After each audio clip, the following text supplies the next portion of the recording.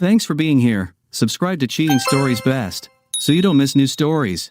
A video affair with one of the employees can permanently destroy a marriage or not. Today's story with a similar plot. Enjoy it!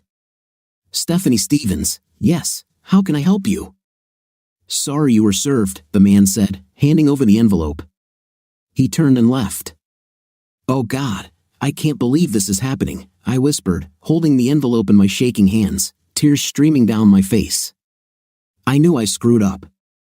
I knew he was angry. I just didn't think it would come to this. I have to stop this. I have to talk to him. I have to make things right. A few days earlier, I had just finished my day's work on my laptop. Now that I work from home 3 days a week, I have much more free time to take care of my family. But today, right now, I had an hour and a half before my daughter came home and 2.5 hours until my husband returned. It was game time. I can't believe I'm about to do this. I ran to quickly take a shower, trying not to get my hair wet. I can't believe I let Hunter talk me into a mutual live intimate chat in real time. Since he left our office 6 months ago, we have kept in touch, first on Facebook and then on WhatsApp. We always flirted in the office, although nothing serious. As soon as we got online, neither of us could resist talking about fantasies. I never wondered where his wife was when we were online, and he never asked about the state of my affairs, so to speak. It was exciting. Hunter tried to get me to send him photos without nothing. On the other hand, he sent me a lot of photos without clothes of himself. But as nice as the visual aids were, it was his words that drove me crazy.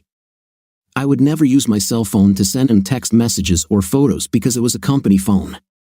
I didn't want to risk my job if, God forbid, my daughter or husband read or saw something inappropriate. Jumping out of the shower, I quickly dried myself with a towel and touched up my makeup. I only wore my thick white terry robe. I skipped back to my home office, excited and nervous at the same time. I configured my settings to have no entries and turned on in time for the designated connection. Hello, my pretty angel. You look beautiful as always, Hunter said. I can't believe we're doing this. I'm so nervous. Look, my hands are shaking. Steph, this excites me even more. Well, it's not fair. You can see me shirtless from the waist up, but you're covered. Come on, angel, open this robe a little. Let me look. Licking my lips and throwing my head back, I closed my eyes and slowly ran a long red nail along the slit of my robe, exposing my right breast. The tips of my areolas were as hard and long as the tip of my little finger. I heard Hunter groan. I smiled and slowly opened my eyes. His eyes looked wide and hungry, and I could see his hand moving up and down outside the camera's view. Hunter slowly leaned back in his office chair to allow more of his body into the camera's view. Oh, here comes Angel. Oh, look at this, you're so damn hot. At that very moment, I felt my chair lean back, and it seemed to me that I was going to fall backward. My eyes opened wide, my hands grabbed the armrests, my legs gave way trying to maintain my balance. I heard the words shouted, "Hello, idiot!" My eyes were now filled with horror as I saw my husband standing over me, one hand gripping the back of the reclining chair and his other hand holding my laptop. He screamed into the video feed, then launched the laptop across the room, smashing it into the far wall. My chair tipped over onto the floor, my fifth place now in the air, my knees above my head. I was stunned for a moment but got to my feet as quickly as possible, just in time to see my office door slam shut as my husband, Mark, ran out of the room. I tied my belt and ran down the corridor, but not fast enough, only to see from the porch the tail lights of my husband's car coming out of the end of the street. Oh no. Oh no. What did I do? In desperation, I ran to the kitchen to get my mobile phone. I rested my elbows firmly on the table, trying to stop the trembling in my hands. I grabbed my cell phone and tried to call, but got no answer. Then I sent a message with no response. Looking at the time, I realized that my daughter would be home soon. I decided to wipe away my tears, clean myself up, and try to pull myself together. I quickly put on a pair of sweatpants and an old baggy shirt. As soon as I left the bathroom, I heard the front door open. Mom, I'm home. I met my daughter in the hallway. She looked at my face and immediately understood that something was wrong. What happened, Mom? You don't look good. Your eyes are so red. It's okay, honey. I just had a hard day. I'm not feeling well. How are you? Did you have a good day? It's okay. Why don't you sit down and relax, Mom? Would you like me to make you a cup of tea? Don't worry, Daddy will be home soon to look after you. Just hearing these words made me cry again. Maybe I'll lie down for a minute. I'd love to have some tea. Thank you, honey. Deciding to lie down on the living room couch, I curled up in the fetal position. I heard our daughter, Tiffany, making me tea in the kitchen. What have I done? Have I really ruined my marriage? Just imagine what my daughter would think if she knew what was really going on. Here's your tea, Mom. Wow, you look really tired. Maybe I should text Dad and tell him to buy pizza for dinner. I'll let him know you're not feeling well. Tiffany was already texting her father before I could react. Dad says he will bring pizza. I couldn't believe he responded to her message right away. Did he block me on his phone? I'm glad he at least answered her. I know he's coming home again, but what will that bring? I don't think he would bring this up in front of his daughter. I can only imagine what he's thinking, probably the fact that he came and interrupted the home video version of a full-length romance. I decided to quickly go back to my home office and clean up the broken parts of my laptop. I grabbed the main piece and threw it in the trash can in the garage. I returned with the broom and dustpan and removed the shards. I put my office chair back. I cried again, thinking about what I had done. I needed to find something to cover the hole in the drywall so my daughter wouldn't ask questions. By leaning my back against the far wall and pushing with my feet, I was able to move the filing cabinet just enough to cover the hole. I heard Tiffany run downstairs from the top floor as the front door opened and closed. From the corridor, I heard them talking in the kitchen. Hello, my dear. How was your day? Do you need to do any homework this evening? Yes, I have a little homework. Thank you for buying the pizza. Mom isn't feeling well. Why don't you take the pizza to your room and do your homework? Then you and I can watch TV tonight, okay? Sounds interesting. I quickly ducked into the bathroom to check my appearance before talking to Mark. When I left and headed to the kitchen, no one was there. I opened the pizza box and looked at the pizza. I felt too sick to eat. I stood there listening and heard the sound of the TV coming from the game room in the basement. I hesitantly crept down the stairs. Mark was watching TV with his back turned to me. I reluctantly tiptoed around to his side and sat down on the edge of the sofa. He didn't take his eyes off the TV. I sat in silence for a few moments, tears streaming down my face again. Mark, can we talk? He turned off the TV, then slowly turned and looked at me, his face furious but with tears in his eyes. Mark, I know how you must feel. You don't know anything about how I feel right now, he spoke quietly, trying not to growl. His face was beet red and drool was flying into my face. My body shook. I had never seen Mark get angry or raise his voice at me, and now twice in one day. Now leave me alone. I'll talk to you when I'm okay and ready. I quickly jumped up, crying, and ran to the first floor and then to the upstairs bedroom. I crawled into bed in the fetal position and cried and cried.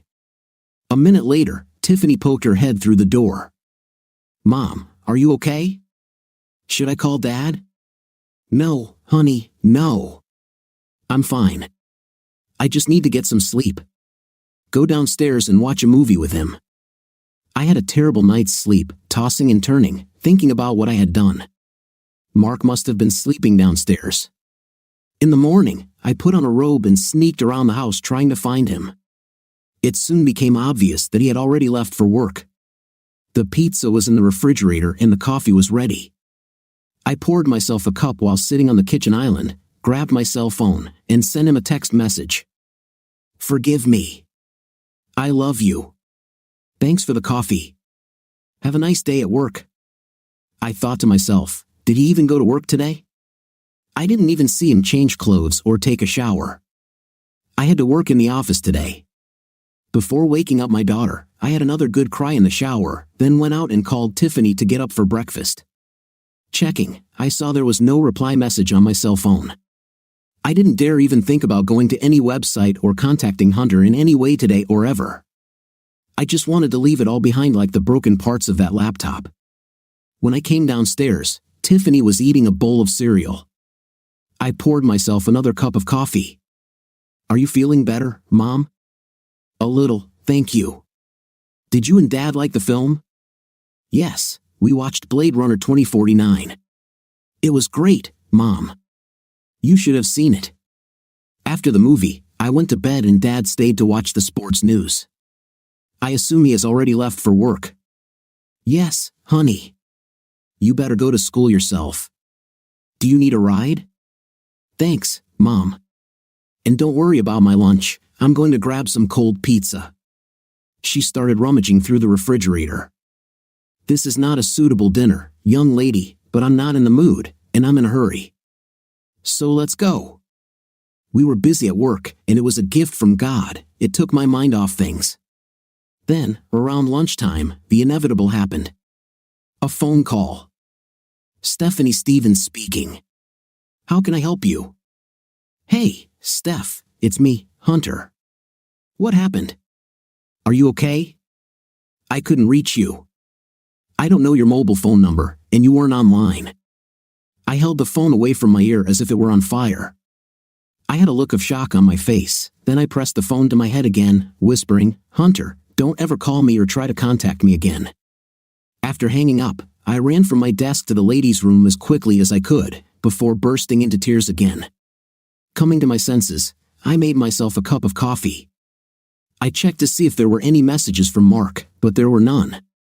I sent another message, "Please, Mark, I love you. Can we talk?" Returning to my office, I smiled at my colleague, sat back down, and returned to today's work.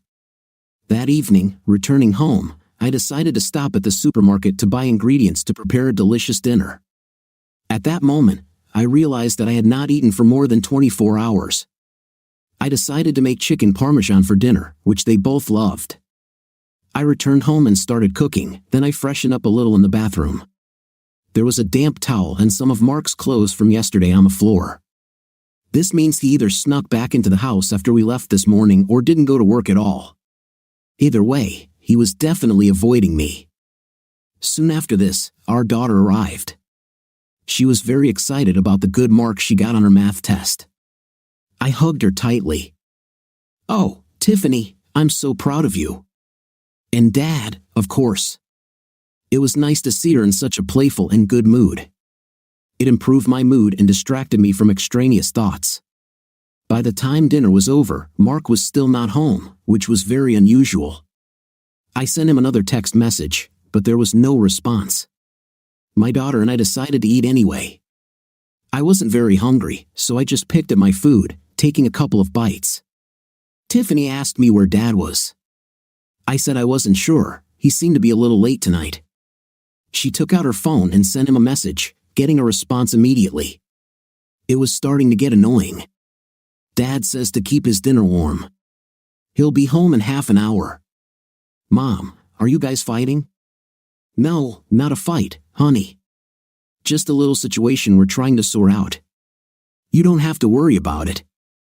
Mark finally walked through the door, and we both walked towards him. He was carrying a bag from the electronics store. "Dad, are you home? What did you buy us?" "I bought a new laptop to replace your mother's laptop." I shouted to him, "You know I dropped it on the floor." "It was nice of you to replace it, Mark." "Well, actually, now it will be a kind of central family laptop. Your mother can work here in the kitchen on the island, where it will be stored all the time now. None of us have anything to hide, do we? Besides, I think we'll turn Mom's office into another bedroom." As he spoke, every word pierced me like a dagger. I lowered my eyes to the floor and answered, "Good idea, honey. I'll probably be a lot more productive being here instead of hiding in that room. Plus, I'll be closer to the coffee maker." I laughed nervously, trying to make the situation seem lighthearted. "It doesn't matter to me. I have my own tablet to do my homework, Dad. I should probably do it now anyway." She went to her room, and Mark began setting up the new laptop. I took his food out of the oven and placed it on a plate next to him. He started eating and working on the laptop at the same time, then looked at me and asked, "Have you eaten?" I ate a few pieces. "I'm not very hungry." "Mark, can we talk?" "Give me an hour, and then we can talk, okay?" "Okay, Mark. I'll leave you alone to eat and set up the computer. I don't feel well. I think I'll go take a bath and then come down and make us some tea." He didn't even look at me, he just shrugged.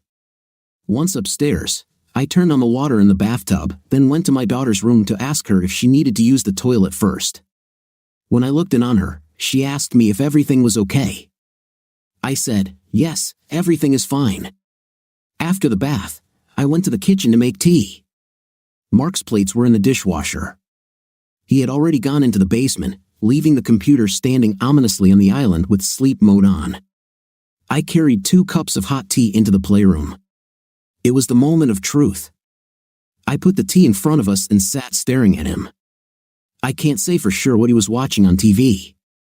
I just tried my best not to cry. After several minutes of silence, he turned off the TV and turned to me. "Stephanie, I don't owe you anything, but I'm going to do you a big favor. I'll tell you what I know." "Well, I'll tell you some of what I know, anyway. I'm holding back the other parts to see if you're lying to me." There was a long pause as he looked at me, and I began to cry, folding my hands in my lap as I submissively lowered my eyes.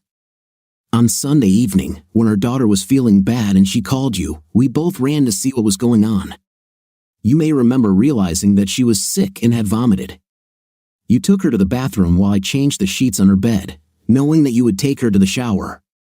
I stayed away so as not to interfere. As I walked back down the stairs, I realized that the door to your office, where you worked, was wide open. In all this chaos, you forgot to turn off your computer. Oh God, no. You couldn't see, yes, Stephanie, before my eyes on your laptop, there was a photograph of a man with dignity in his hand. So, I sat down in the chair and decided to read the conversations on your WhatsApp. Please, Mark, let me explain. You will have your chance, he said with a stoic expression on his face. Then I heard you calling me. I went and helped you with Tiffany. I suggested that she sleep with you in her bed so that you could look after her, and I would go to sleep in her room. In that moment, I knew I didn't want to feel your body next to me in bed that night or any night in the future, for that matter. When you asked me to get her a drink, I slipped back to your laptop to gather the information I needed so I could access it later and finish my investigation. No, no, no. I cried so hard that I could hardly breathe. Later, when I saw you both sleeping peacefully, I went back to read everything. Then I went to Facebook, your story, looked at everything I could find. I even checked your mobile phone.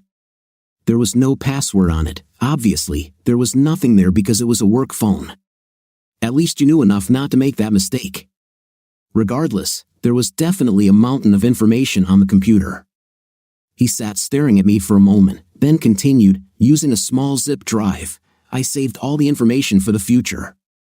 That's how I found out about your plans to get into videography.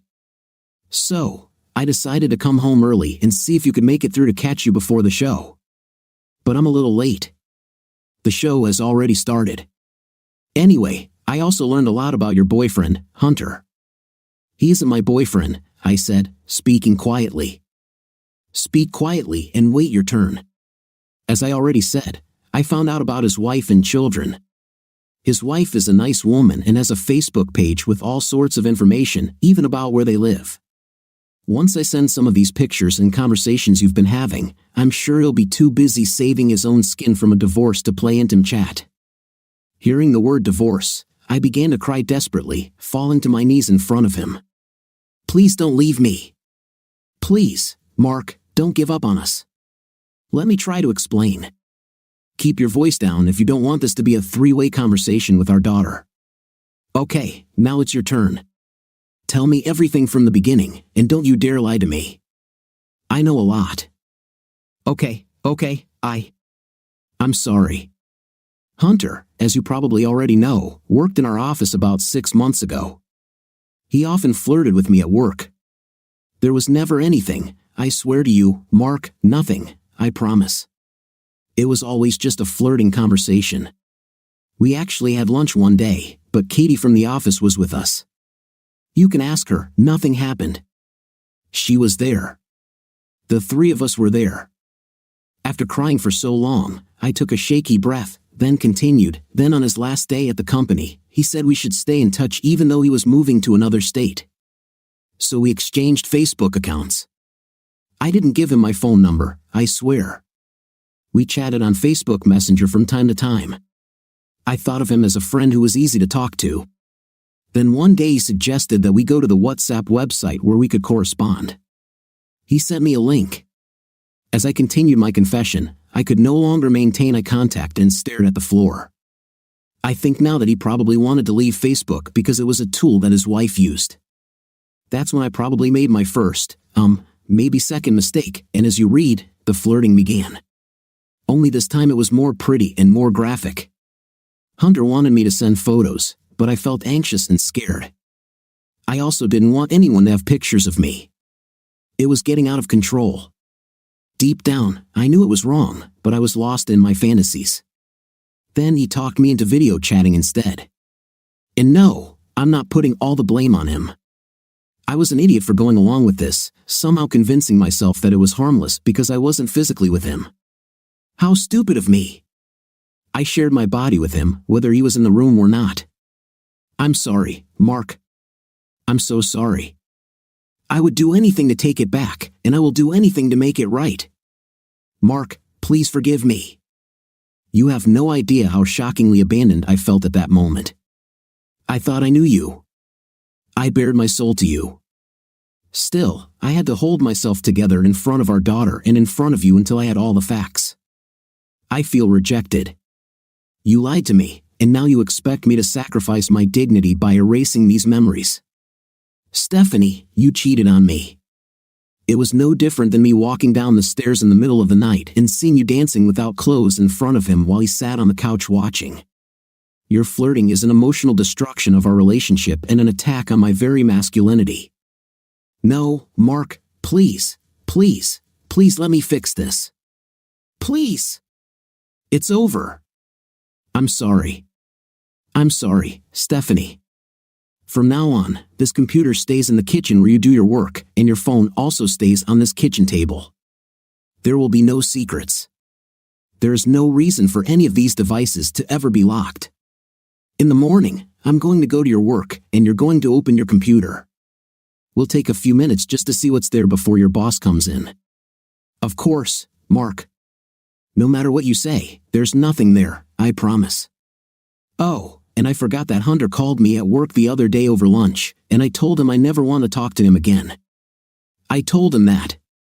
Mark, don't worry, I'll take care of him. Mark, please don't do anything that might be illegal. I need you. Our daughter needs you. We'll talk about this again. I need some clothes for work tomorrow. I'll put things here in the basement to change, also toiletries. Mom? Dad? Are you guys watching TV down there? I jumped up from the floor and began to wipe away my tears, turning off the lamp on the end table to try to dim the light so that she could not see my face. Tiffany walked down the stairs and then threw herself on the couch between us like teenagers do. What are we watching? The three of us sat there quietly and watched the movie. When the movie ended, Tiffany fell asleep in my arms. I tried to wake her, but she didn't move either in deep sleep or pretending. Mark turned off the TV and then walked over and hugged her. He picked her up and carried her up the stairs to her room. She may have been 13, but she was petite just like me. Her long brown ponytail swayed from side to side as he carried her easily in his large, strong arms. I felt a slight pang of jealousy as I followed them. I didn't know if Mark would ever hold me in his arms again once his anger subsided.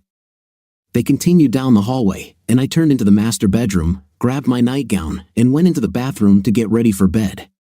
When I came out, my husband was standing with some clothes for tomorrow and went into the bathroom to get his toiletries. Please, Mark, don't do this. Please sleep in bed with me tonight. Stephanie, I don't think you have any idea of the shock I felt when I read everything and then saw what you did. My eyes read my wife's words.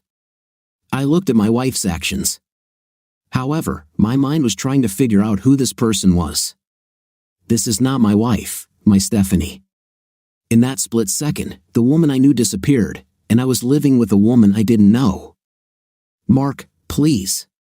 It's me, your wife. I was stupid, but it's me. I'm here. I'm so sorry. I was a fool. Please forgive me. I've learned my lesson. Let me make things right. I was crying profusely, snot flowing from my nose. He simply continued with his task, then left and went downstairs. I lay down on the bed and cried until I fell asleep. I woke up to the sound of my alarm clock, then got up and walked down the corridor. I knocked on my daughter's bedroom door, opened it, and told her to get ready. I slipped downstairs and checked to see if Mark was in the basement. He had left for work, just like the day before. Coffee was already brewed in the kitchen. I made toast, cereal, and juice for Tiffany and then started making her lunch for school. Good morning, Mom.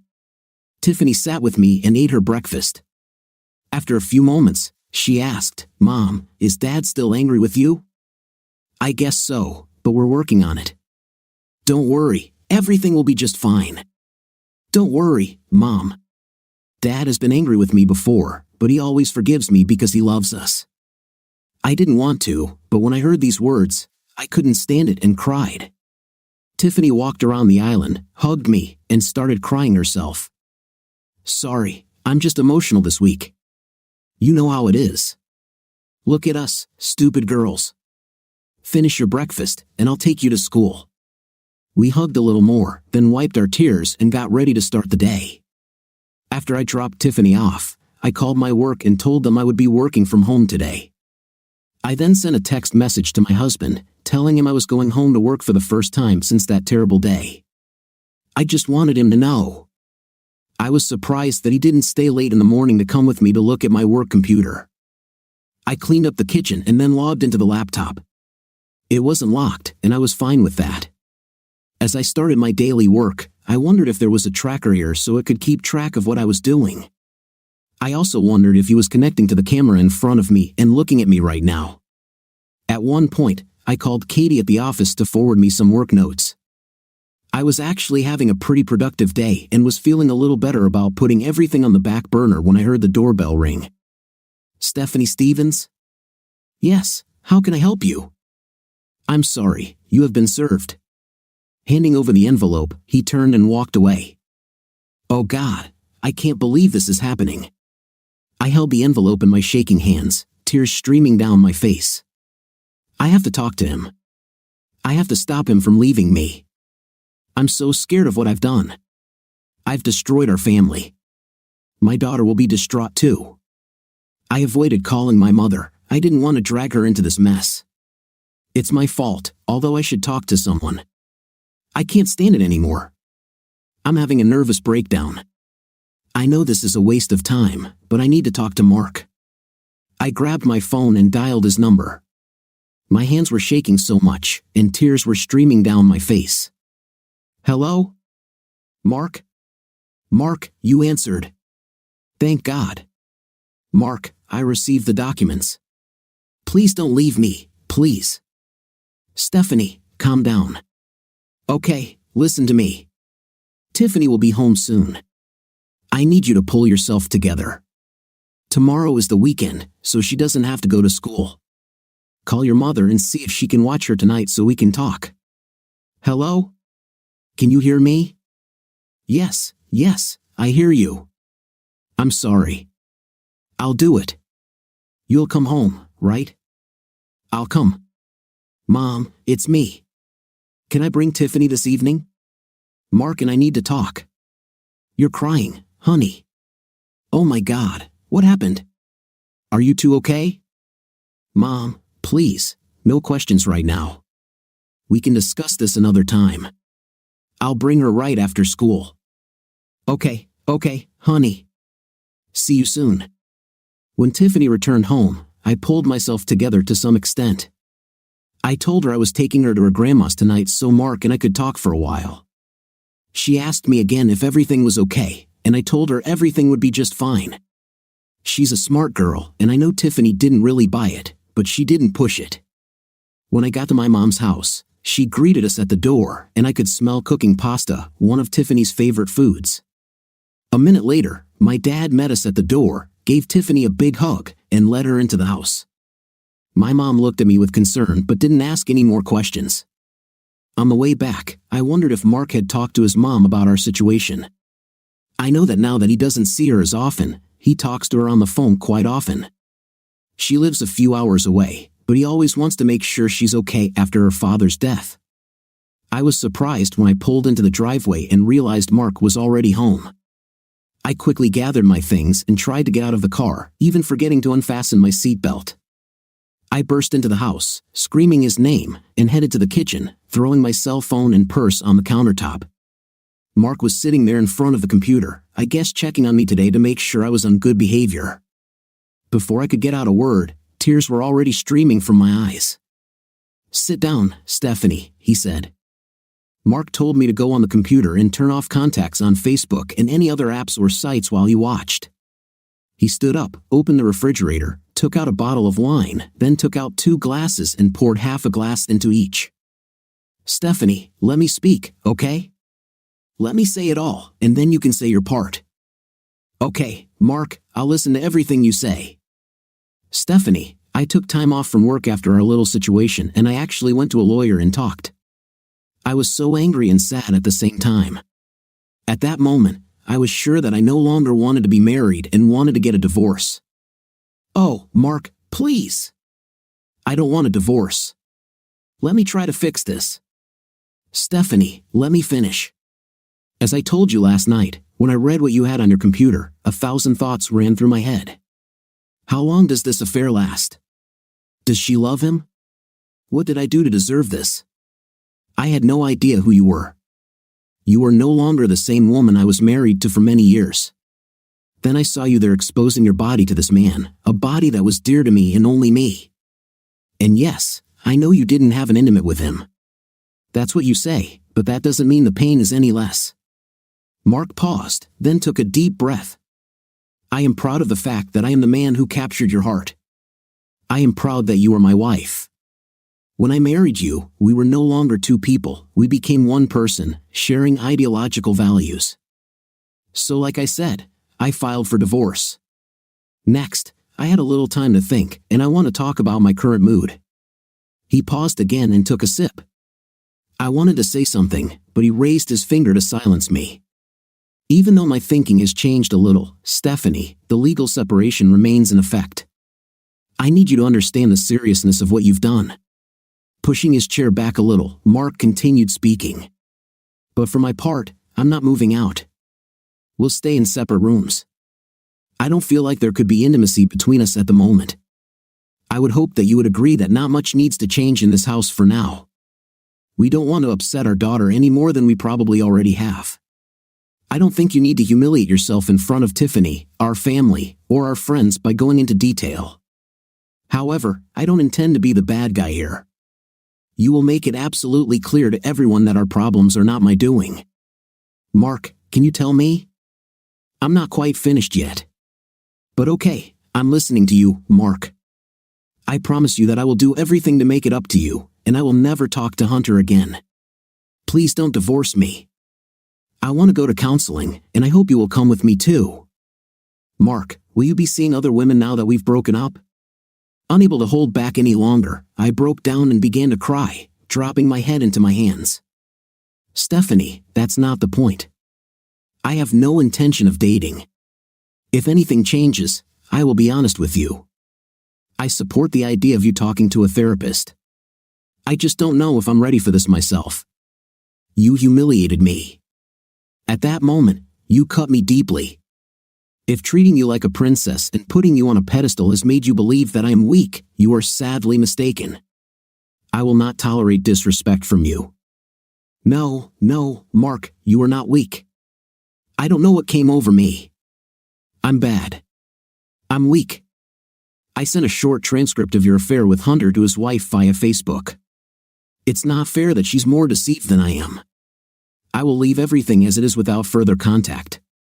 They can figure out their own situation. I really appreciate your honesty about his call the other day, but there will be no contact from now on. Am I clear?" Yes, Mark. What do we tell Tiffany? We'll sit down with Tiffany on Saturday and talk about this rationally. We'll explain to her that this is no different from her being angry at us. Then we give her the opportunity to go to her room while she thinks about her thoughts. You and I are no different. We need to be in different rooms to think. We both love her with all our hearts and always will. You can tell her that we are having problems with our friendship right now. My mind was racing with a million thoughts. The thought of us being legally separated made me sick. Seeing the pain on my husband's face, I saw tears in his eyes. I was worried about how our daughter and families would take it. I even felt deeply concerned about a family I never knew, Hunter's family. Even though I knew it was Hunter's doing, I played my part. I finished my glass of wine and stood up. I wanted to ask Mark if he wanted me to cook him something for dinner. I felt strange, dizzy, nauseous. My vision blurred. Stephanie, tell me, are you okay? Stephanie, I heard him calling my name. My eyes fluttered as I focused on his face and could hear his words.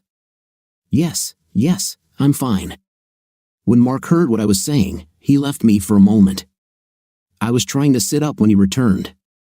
Stephanie, lie still for a minute. He helped lay my head back on the pillow, then placed another pillow under my feet and held a cold compress from the kitchen in his hand. He placed the compress on my forehead and held it there with his hand.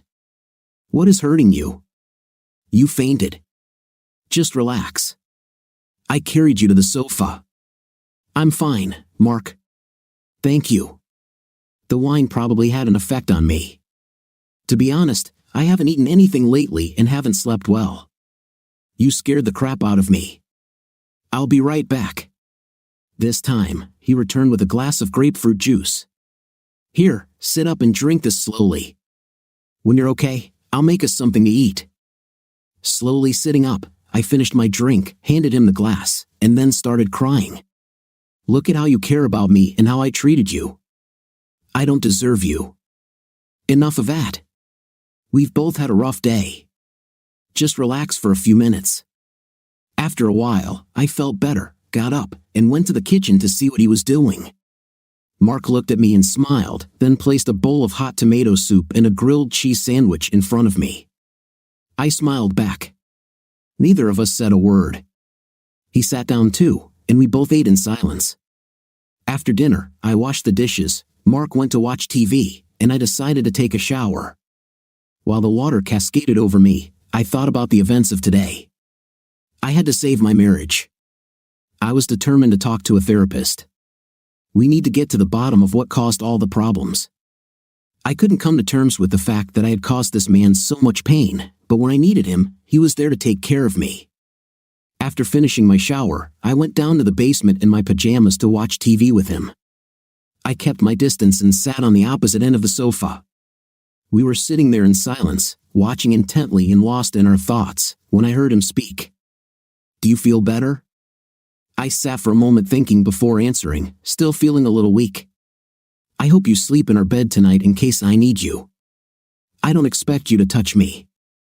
I just thought it would be nice if you were there. Mark didn't answer. We watched TV for a long time. It was already late when Mark got up and turned it off. For some time, he stood silently staring at me. How about I sleep in the next room tonight so I can hear you if you need me? I stood behind him, following him up the stairs, croaking, thank you. I actually slept a little better that night. I don't know if it was because I was exhausted or because he was in the next room. I woke up to the smell of bacon and coffee. We sat down and had a fairly quiet breakfast together. I told Mark I would do the dishes and that it was time for me to do the laundry. His contribution to the conversation was that he was going to fill the hole in the wall in the office with plaster from the garage before we got Tiffany. I gathered up Mark's laundry from last night and took it downstairs to load it. I took the t-shirt he was wearing last night, brought it to my face, and smelled him. This subtle aroma had a calming effect on me for some reason. Around 11 o'clock, I told Mark that I was going to call my mom and tell her that we would be picking up Tiffany soon. He replied that he was also going to call his mother, as he did every Sunday. I was thinking about how this conversation might go today. We picked up Tiffany, and my mother looked at me questioningly. I just gave a grimace of a smile. On the way to my mom's, Mark decided that we would talk to Tiffany in the car on the way back. There was no point in keeping her in the dark about this any longer. The conversation went basically the same way as Mark and I had discussed earlier. Mark did most of the talking, and I tried my best not to cry, trying to control myself. I blotted my eyes a couple of times. Interestingly, he did not mention that he had filed for divorce. Tiffany sat silently as we pulled into the driveway and stopped. She jumped out of the car and ran to her room. I followed her, walked to her closed bedroom door, and knocked carefully. "Tiffany, can I come in?" No answer. I went in anyway. She was lying face down on the bed, crying. I hugged her and cried too. "What happened, Mom? Why is Dad so angry?" "Oh, honey, I was stupid and made a big mistake, but I'm trying to fix it." "Don't worry, honey. Daddy loves you so much. I'll leave you alone for a while. Come out when you're ready." Shortly before dinner, I told Mark that I needed to go grocery shopping. "I'll ask Tiffany if she needs anything. Is there anything you would like me to buy? I think she's angry with me. I'll ask her if you don't mind." "Tiffany, your mom is going grocery shopping. Do you need anything?" "Yes, Daddy, I want us to go shopping with her." "Let's go," she said, leaving her room. "Oh, okay then." The three of us went, and at the supermarket, Tiffany did everything she could to try to engage us in conversation. Mark kept the conversation short and to the point, but did everything he could to calm his daughter down. He was cordial with Tiffany, but he spoke to me harshly and with little expression. Like today when I worked in the office, I always liked to arrive an hour before everyone else. When I pulled into the parking lot, Mark's car was there. He was sitting in the parking lot, waiting for me. When I got out of the car, Mark got out of his. "You thought I forgot? I'm here to look through your computer." He spat out these words coldly. I was shaking like a leaf. Not that I had anything to hide, I was just shocked by his coldness. Once in the office, he stood behind me. I nervously entered the password, saying it out loud. "Here you go, Mark. Look, I haven't cleared my history or anything like that for a long time." When I looked up at him, he was looking at me, not at the computer. He had a very strange expression on his face, as if he was embarrassed, but this shouldn't be the case. He had every right to doubt me. Mark then walked away and left without saying a word. I sat and cried for a while. Then I heard Katie come into the office. She immediately realized that I was crying and asked me what happened. I've never been one to air out my laundry at work. I really considered her a work friend, but at that moment, I couldn't stand it and told her, without going into details, that Mark and I had problems. She was a helpful listener, and it was nice to be able to talk to someone about it. We shared a tea break in the cafeteria and then began our day. During lunch, I called my mom, and we had the same vague conversation about my personal life. In both conversations with Katie and my mom, I made it very clear that Mark had every right to be angry. That day when I came home from work, I sat down at the computer and looked for a marriage therapist. I ended up making an appointment that same week. When I had a moment alone with Mark that evening, I told him that I had made an appointment and what they were. He looked at me, acknowledging what I was saying, but didn't say a word. I hoped that these meetings would help me understand why I did what I did, and also to reach out to Mark with the hope that he might come to one of the meetings. Several things surprised me in my first meeting with my therapist. Firstly, the therapist was somewhat similar to Mark's mother. She introduced herself as Margaret, and I almost immediately felt at ease in her office. We sat at a round table. She offered me tea or coffee and immediately began asking me about the history of my relationship, how we met, what initially attracted us to each other, how the relationship developed. She asked about our current situation, including dealing with extended family, children, work, and daily stressors. I told her all the details of my interactions with Hunter and Mark's reaction, including the legal separation. When I returned home, I felt emotionally and physically drained. Mark and Tiffany were in the basement watching TV. I poked my head into the room and told them I was tired and going to bed early. Mark looked at me and asked if I had eaten. I told him I wasn't hungry and went to take a hot shower before going to bed. As I got out of the shower and put on my robe, I heard them talking in the kitchen but couldn't make out what they were saying. I lay down on the bed and opened a book to read a little. My daughter walked into the bedroom with a tray containing a bowl of stew and a bun. "Daddy says you should eat, so he heated up some stew for you." Once again, I felt overwhelmed by this kind gesture and burst into tears. My daughter sat with me while I ate and asked how my meeting went. I wasn't exactly sure if she knew I was in marriage therapy or what it even entailed. I smiled and told her that everything went very well. She kissed me on the cheek, told me she had homework to do, and left the room. When I finished, I took my dishes to the kitchen. I heard the TV downstairs, so I grabbed my cell phone from the counter and texted Mark, "Thank you for the stew. I love you." After returning the phone to charge, I went to bed. The rest of the week went much the same. On Wednesday, I decided to work from home and cook roast beef for dinner. Tiffany and I did all the talking. Mark was mostly silent. She asked if she could invite one of her friends to come and stay for the weekend. I just looked at Mark and sat in silence, wondering what he would say. We knew full well that whenever she had a girlfriend over, they would retire to the basement playroom for a sleepover. Without any hesitation, he said, "Of course, honey, whatever makes you happy." My first thought was that this was Tiffany's way of pushing Dad from downstairs back into our bedroom. Will this work? Maybe my husband will agree to come back to our bed. The next day after work, I had another therapy meeting with Margaret. We talked again about Hunter, how he worked with me, and the flirtatiousness between us. She asked about my relationship with my father and the previous men I dated before my husband. I said that Mark was a lot like my father, that he treated me like a princess. I also said that I dated a lot but was not promiscuous before Mark. I only had one serious boyfriend. This guy turned out to be a real player, sleeping with all the women behind my back. Margaret was very curious and asked me a lot of questions about my first boyfriend. I told her how he always knew how to say exactly the right thing. He knew exactly what I wanted to hear. He was mysterious. He never talked much about himself, but he knew everything about me, my likes and dislikes. He never idolized me more than himself, but if I changed my makeup or hairstyle, he intuitively immediately understood it and complimented me.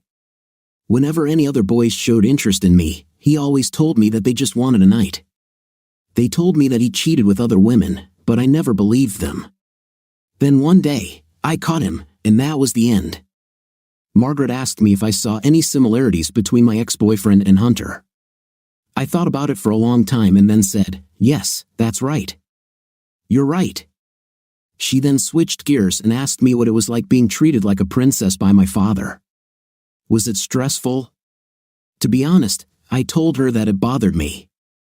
I always felt that I might not live up to his expectations. And when Mark treated you like a princess, isn't it similar? Margaret retorted.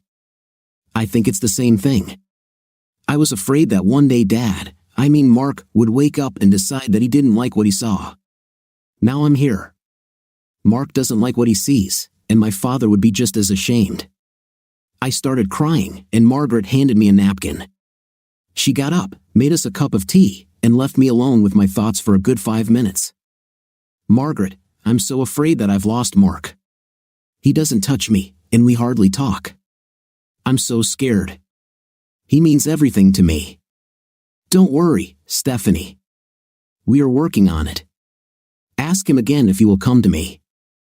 I know you don't want to talk about it, but if things get worse, the court will require his presence. That's enough for today. We'll talk again next week." My daughter Tiffany and I were sitting and eating lasagna that I had made earlier in the week. I couldn't help but notice that my daughter was especially quiet this evening when she suddenly burst into tears and said, "Dad, 2 wrongs don't make a right." "Of course not, honey." "Why do you ask?"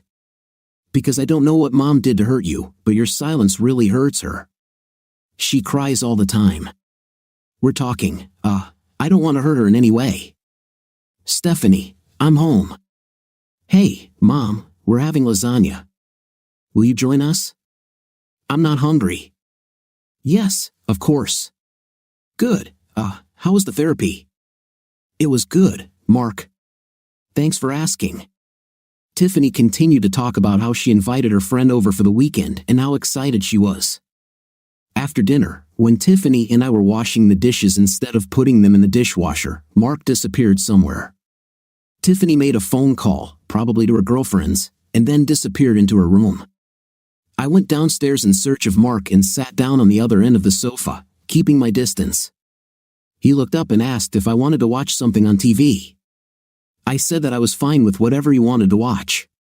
While Mark was switching channels, trying to find something, Tiffany came down and sat between us, asking if we could watch a movie together.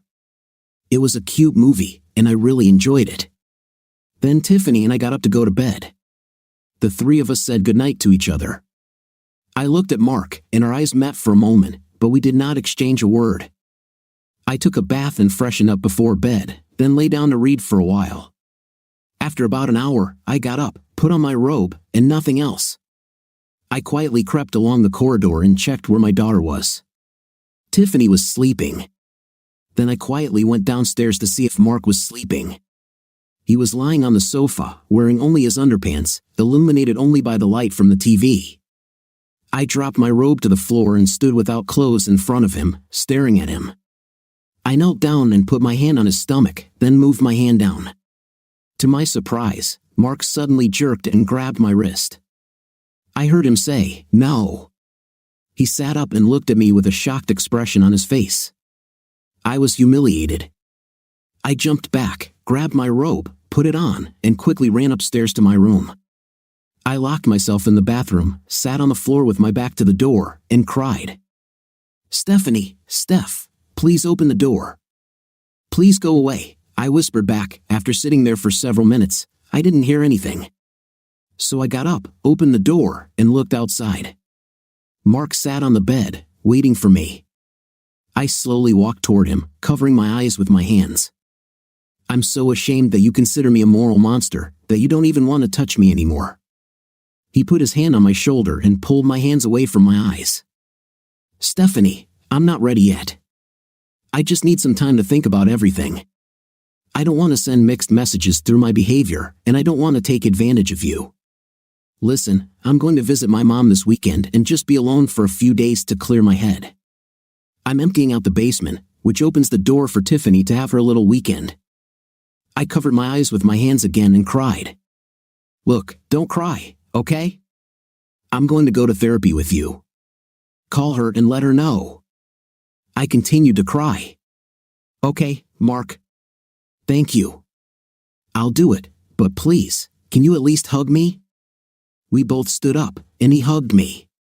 After a moment, he released me, looked at me, and smiled. "We'll talk later," he said and left. I climbed into bed and eventually fell asleep. The next morning, I was in the kitchen preparing breakfast. I heard Mark slip into the bedroom, probably to pack his suitcase. Then I heard the doorbell ring. Tiffany ran down the corridor, shouting, "I'll open it." Then I heard the giggles of girls in the hall. Tiffany led her friend into the kitchen. I asked if she would join us for breakfast. Agreeing, they carried her bags to the playroom and then joined me. Mark came in, exchanged an awkward smile with me, and sat down to eat. If it weren't for the girls' chatter, the awkward silence between us would have been deafening. After breakfast, the girls ran to the basement playroom, and Mark helped me wash the dishes. He told me that he would be home on Sunday evening and that if necessary, I could contact him by calling his mother. Then he went downstairs and said goodbye to the girls. I was waiting for him at the door in the corridor. As he started to leave, Mark paused for a moment with his suitcase, and we stared awkwardly at each other. "Okay, see you on Sunday," he said and left. The girls and I ordered pizza and then watched a chick flick, which took my mind off my problems for a while. The next day, we went shopping. We grabbed supplies to bake cookies and ended our Saturday with board games. I left a message with Margaret saying that Mark was available for the next meeting, but I did not hear back from her. All I kept thinking was that if therapy didn't work, I would lose him forever. I know I brought this on myself, and my daughter is suffering too, and it's all my fault. How could I be so selfish and stupid? I wondered if Mark had told his mother what a disappointment his soon-to-be ex-wife had been. On Sunday morning, I received a message from Margaret that she was looking forward to meeting Mark and seeing us on Monday as planned. My stomach was doing somersaults when I picked up the phone and decided to call Mark and his mom. I wasn't sure how I would be received. "Hello, Catherine. This is Stephanie. Is Mark free?" "Hi, honey. It's good to hear from you. Wait a minute, and I'll call him." Oh God, she doesn't know. He never said anything. "Hey, Mark. I'm sorry to bother you. I just wanted to see if you'd be home for dinner and to tell you that we have an appointment at the therapist's office tomorrow, if that's still okay with you." A long pause of silence. Yes, Stephanie. "I'll see you at dinner. Then we'll talk, okay, Mark? Bye."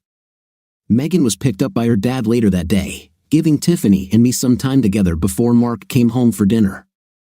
I asked her if she had a good weekend with her friend, and she assured me that she had. Then, out of the blue, she asked me if I missed my dad. I told her that of course, I do. I always miss him when he is away. "I love your father with all my heart." We hugged each other tightly. "Why don't we take a walk together, and then when we get back, you can help me prepare a nice dinner for him?" It was nice to spend some girl time together, just the two of us. When we returned, she helped me prepare a delicious roast with potatoes and carrots. Mark showed up just as we were taking the roast out of the oven. Tiffany met him at the door, hugged him tightly, and told him we had cooked a nice dinner together. Mark reached into his luggage and pulled out a card and a book with a note attached to it. "Look, Mom, Grandma gave me a gift card and gave you a book." I read the card attached to the book. "For my daughter, here's a book I read. You might like it. Love you. Come with Mark next time and visit me." Tears in my eyes. "Mark, can I talk to you for a minute?" "Thank you for not telling your mother everything, Stephanie. This is just our business for now, okay? Let me see what we're having for dinner." "I'm hungry, Mark." I was really apprehensive about meeting with Stephanie's therapist, but she put me at ease by seeming like a congenial person.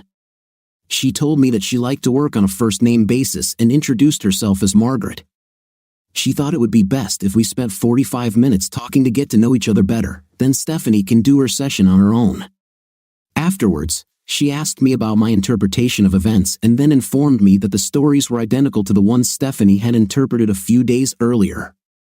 As predicted, she asked me how I was feeling, and I replied, "Angry." Margaret then essentially told me that anger is an easier pill to swallow, a general emotion of disappointment, sadness, humiliation, and fear of the future. We discussed the difference between regret and repentance.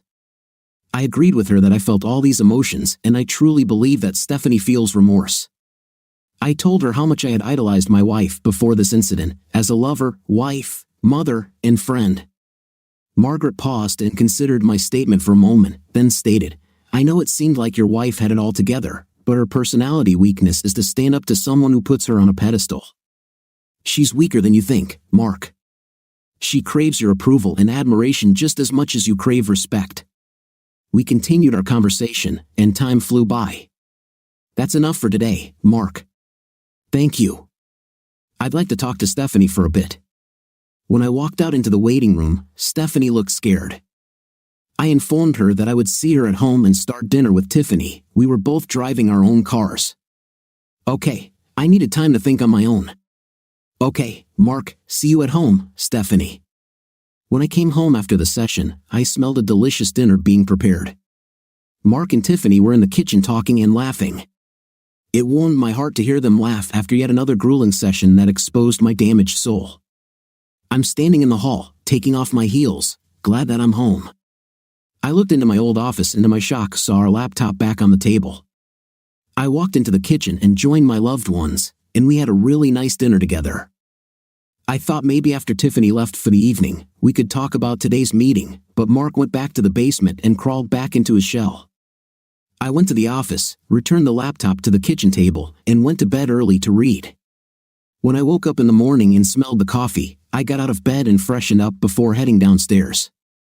On the way, I knocked on Tiffany's door and told her to get up, and then headed to the kitchen. As usual, Mark made coffee before heading to work. I poured a cup and then walked back into the hall, about to yell upstairs for my daughter to get her act together. Then the door to the bathroom on the first floor in the corridor opened, and I screamed, "Mark, you scared the hell out of me. What are you still doing at home?" "I'm on my way." He walked past me and poured himself a second cup of coffee. "Stephanie, you shouldn't have brought the computer back to the kitchen." He saw that I was about to speak and raised his hand to stop me. "Stephanie, I felt stupid the other day at your work when I asked you to open your computer.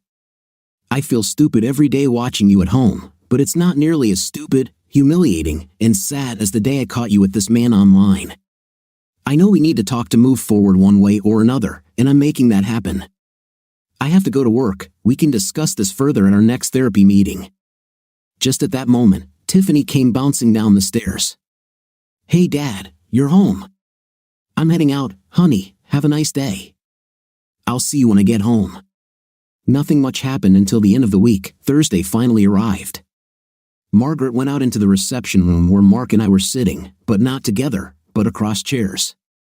Just before she walked in, I thought, this is awkward, but at least he's sitting next to me and not on chairs across the room. Margaret said that if everything was okay, she would like to talk to Mark first alone and then together.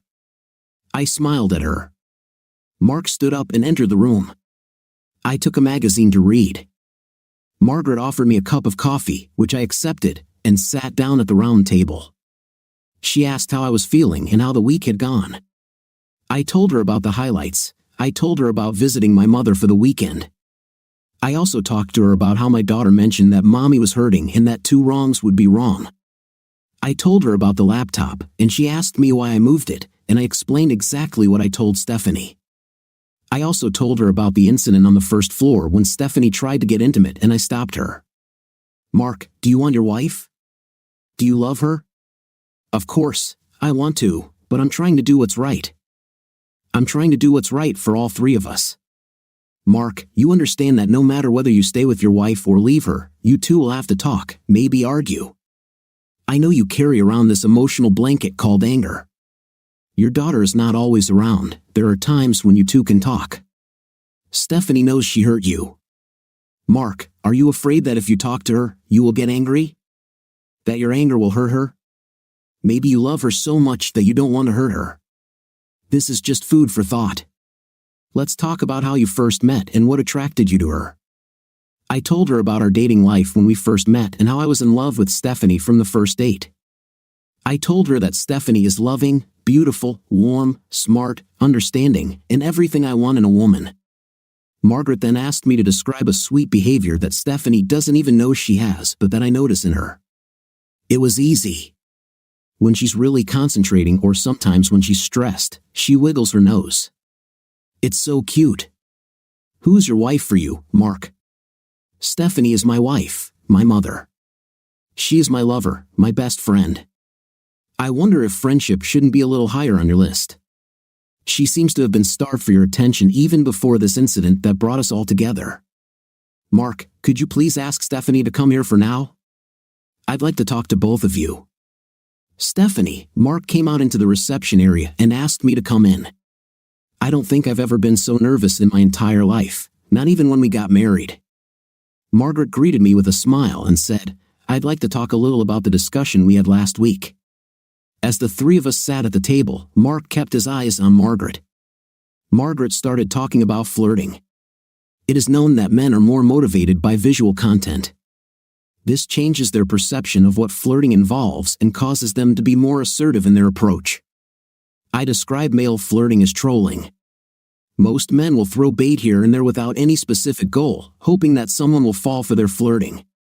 Women flirt to make friends and show their femininity, to prove to themselves that they are still desirable. Flirting for a woman increases self-esteem. Everyone flirts, but in slightly different ways. Mark stood up to pour himself a cup of coffee, and Margaret was silent for a moment until he sat back down. As Mark's wife, I knew him well enough to know that he was worried and wanted to know the meaning of it all. I wrung my hands under the table and looked pleadingly straight at Margaret. Excuse me, Margaret, but does this make sense? We all know what happened. What I'm saying is, Mark, now I'm not trying to defend Stephanie in any way. What she did was a serious breach of trust. It's about something else. In my business, we encounter these characters from time to time.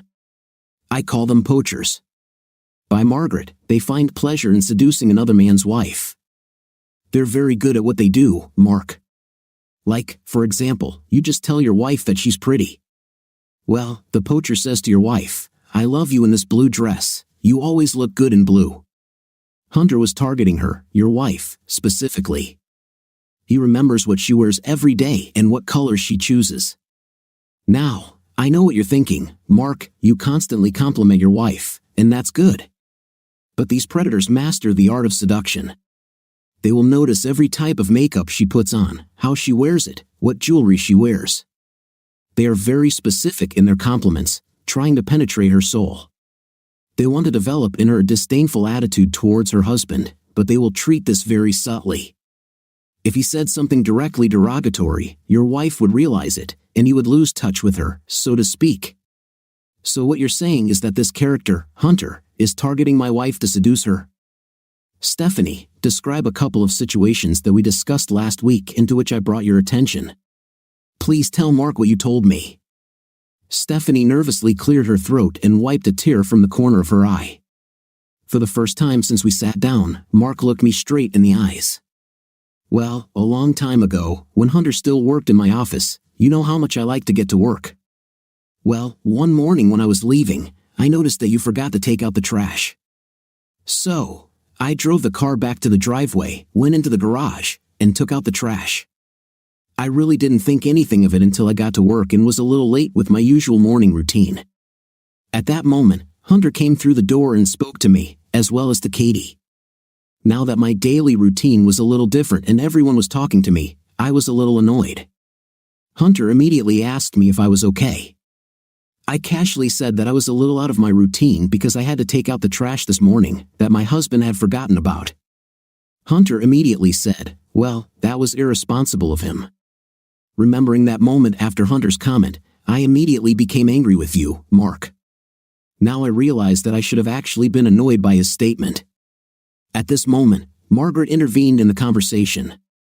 You see, Mark, although your wife wasn't really upset with you, she realized that you simply forgot. Hunter took advantage of this moment. He knew that Stephanie was irritated and needed morning peace. By exploiting her irritation, he suddenly brought her displeasure down on you.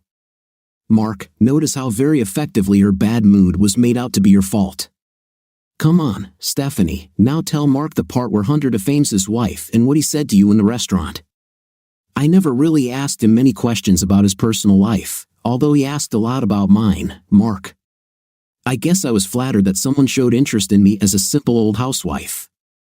Now I really remember, after talking to Margaret in the last session, Hunter did mention at one point that his wife traveled a lot and they didn't have an active nightlife, and he wondered if she might be having an affair. Margaret is absolutely sure that this is all just a lie that he spun to try to influence me. Mark's eyes were now more sad than angry, and he brought me back to the aforementioned conversation in the restaurant. Oh yeah, one day, Katie, Hunter, and I went to lunch. I said you were going to take me out to dinner at that burger place we liked, and Hunter said if he took me out to dinner, he'd take me to that new piano bar with music, wine, and dancing. Again, I never understood, but Margaret said it was his way of humiliating the restaurant we love to go to and making me feel like life with him would be so much more luxurious. So to summarize, Mark, I submit that yes, Stephanie made a serious mistake here, with which we all agree she repents of, as every married couple does over time. We end up saying good things to each other. A wife may say that her husband is handsome, but she does not say what exactly she is talking about that makes her make this statement at that very moment. For example, this is my favorite suit that you wear, this blue tie matches it perfectly. Or the husband might say, I love the way you twitch your nose, I find it so charming. I looked at Margaret and then looked at Mark. My dad often said that I was twitching my nose. I'm still twitching my nose, Mark. You told that to Margaret. She stood up and said, okay, that's enough for today, you too. I'm giving you homework, talk to each other.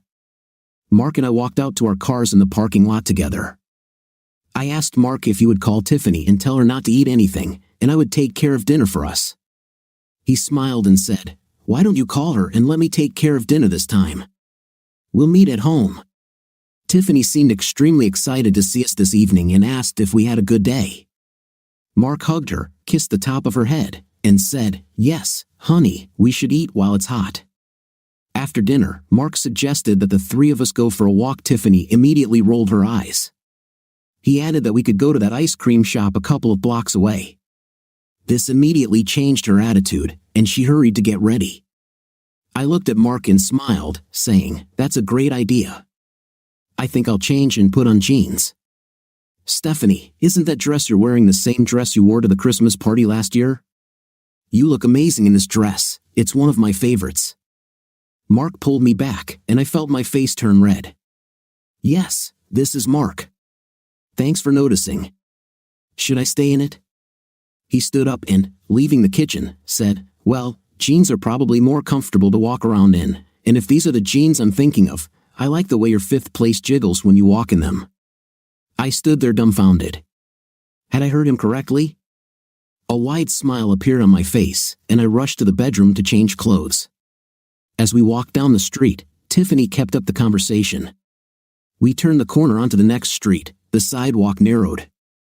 I take Tiffany's hand and walk ahead of Mark, one foot in front of the other, emphasizing the rotation of my hips. When we reached the ice cream shop, we sat down. For some reason, I felt nervous, almost like I was on a date. During the conversation, I told Tiffany that we would call Grandma when we got back and thank her for the gifts. I told Mark that I thought maybe we should take that office space that's no longer needed and turn it into a real bedroom that your mother could use. I was nervous about bringing up that room, but I knew we had to change something. It was slowly becoming a sanctuary for my mistake. "What do you think, honey? If we let her know that the room is available to her anytime she wants to stay, that's a very nice gesture, Stephanie. Since we're talking about grandparents, I was thinking maybe we should call your parents and ask if Tiffany could stay with them tomorrow so we can have some more time to talk." "That's a good idea. You two should talk," Tiffany said with a smug smile on her face and continued licking her ice cream.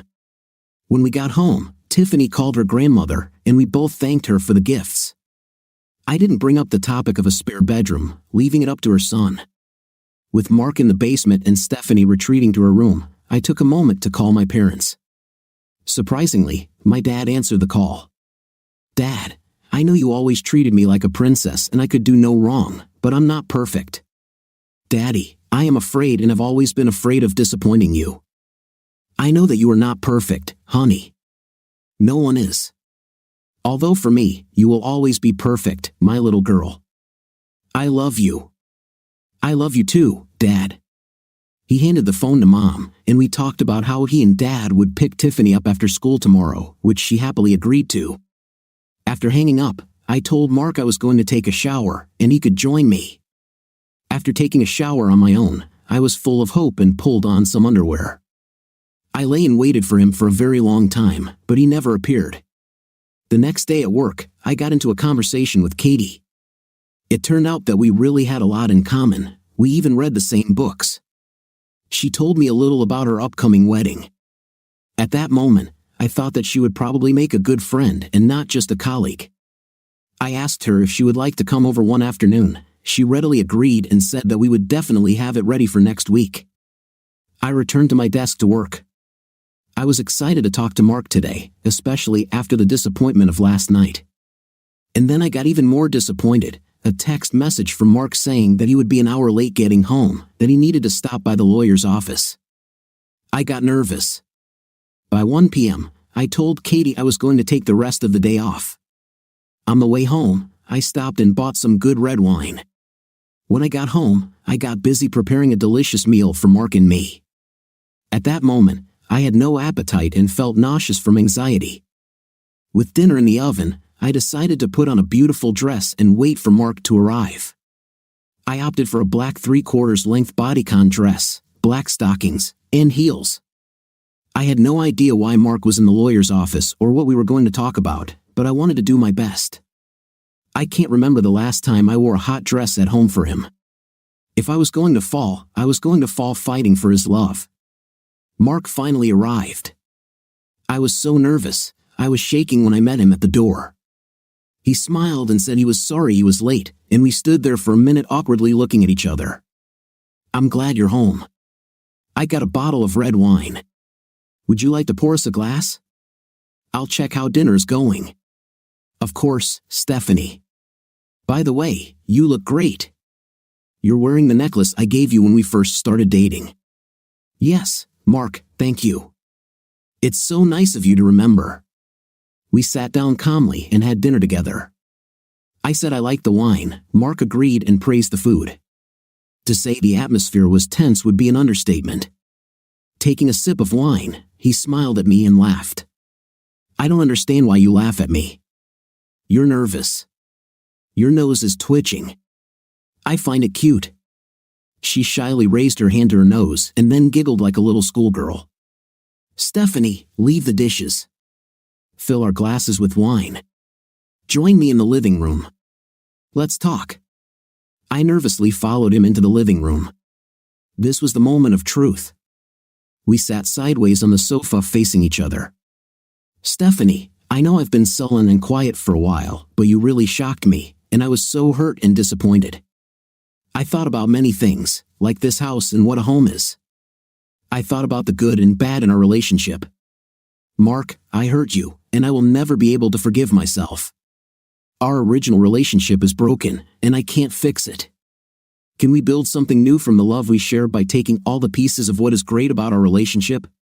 Please no, I love you. Well, home is where we live, you, Stephanie, and Tiffany. That makes it home. Here is so much that I love about you. Too much to give up on you. This evening, I went to the lawyer's office to sign the revocation form. Get up, come here. I was shocked. I don't even know if I heard him correctly. I stood up almost automatically and walked over to stand between his spread legs as he moved forward, toward the edge of the sofa. Mark, did I hear you correctly this time? Tears of joy. Please say it again. Please tell me that everything will be fine. Steph, we have work to do, and we're not done with Margaret yet, but we will get there. We will get there together. Standing between his spread legs, he placed his hands on my stockings, caressing my thighs, and began to slide his hand under my short skirt, exposing the top of my knee socks. They had a night in which they were able to make up. Subscribe to our channel so that your second chaff doesn't cheat on you. And go ahead and listen to the next story because this story is nothing compared to the next one. If you're under 18, don't even think about listening to the next one. What do you think of our story today? I don't think anyone would want to see that in my husband's shoes. So I fully justify the husband's actions because that's what anyone would do if they were a woman or a man. What's your opinion on today's story? Write in the comments. Until new video.